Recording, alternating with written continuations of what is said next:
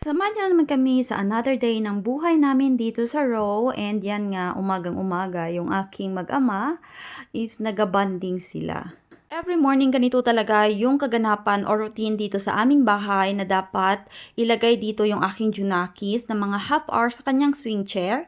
Tapos kapag siya ay plikti seat or board, is bubuhatin na siya ng kanyang mahal na ama. Fać. Leche planje? No flacie akolo? Bre, aluat, mami? Bre, you're so cute. Pichitele, tati. Like Barbie doll.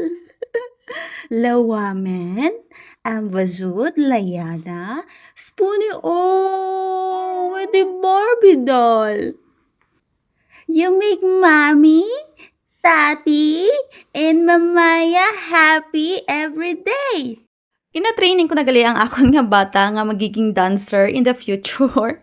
Kay dancerit ang nanay, o diba? At TikTok is live din pala kami ni Indayana kasi ito yung ginagawa kong exercise. Today pala is wala yung aking ginan. Pumunta sila doon sa kanyang kapatid sa other village, sa other city. Pero bago siya umalis, nagluto pala siya ng foodie. Yung sahog nito is yung green peas, then salam, kag patron gel, and potato. Naman yung other food na ginawa niya, chorba. Kasi nga mahilig sila sa chorba. Yung chorba na ito is chicken with egg.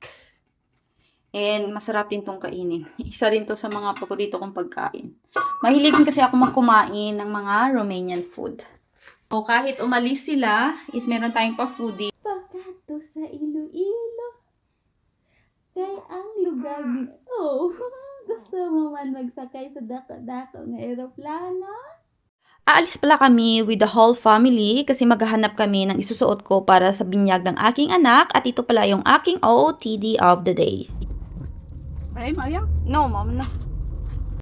Nandito na kami sa sasakyan at umiikot kami dito sa aming center kasi naghahanap kami ng store kung saan makakabili kami ng damit na isusuot ko nga para sa binyag. At mahirap dito maghanap sa aming city, especially nga na maliit. Hopefully talaga is makakahanap kami, pero kapag hindi, is sa online na lang ako mag-o-order.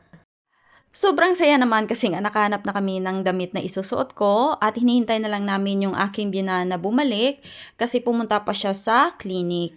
At nandito na nga kami sa bahay at ang bilis ng aming transition kasi umuulan. Pag-alis kasi namin sa bahay is hindi umuulan, pero just a few hours lang umulan siya, so nagdali-dali na kaming umuwi at si Indayana is nilagay ko na naman sa swing chair.